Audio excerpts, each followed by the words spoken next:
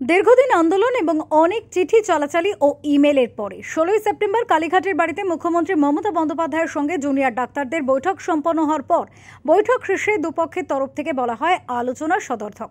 তবে 5 দফা দাবির মধ্যে 3টি দাবি মেনে নিলেও 4 এবং 5 নম্বর দাবির ওপর জোর দিতে হবে রাজ্য সরকারকে।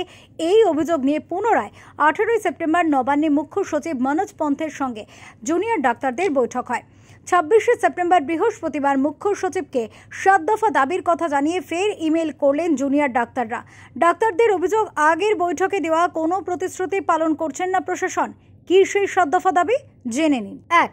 সরকারি হাসপাতালে থ্রেট কালচার বন্ধ করতে হবে এবং দোষীদের বিরুদ্ধে জরুরি পদক্ষেপ নেওয়ার জন্য কেন্দ্রীয় স্তরে অনুসন্ধান কমিটি গঠন করতে হবে। 2. পড়ুয়া এবং আবাসিক ডাক্তারদের নিয়ে অভ্যন্তরীণ অনুসন্ধান কমিটি গঠন করা উচিত। 3. মেডিকেল কলেজগুলি থেকে ছাত্র প্রতিনিধি বেছে নিয়ে নির্বাচন সঙ্গে কলেজে কাউন্সিলর বৈঠক ডাকার নির্দেশ। 4. রাজ্য মেডিকেল কাউন্সিল এবং হেলথ রিক্রুটমেন্ট বোর্ডে যে সকল সদস্যদের বিরুদ্ধে থ্রেট কালচারের অভিযোগ রয়েছে তাদের বিরুদ্ধে একটি অনুসন্ধান কমিটি গঠন করা দরকার। 5.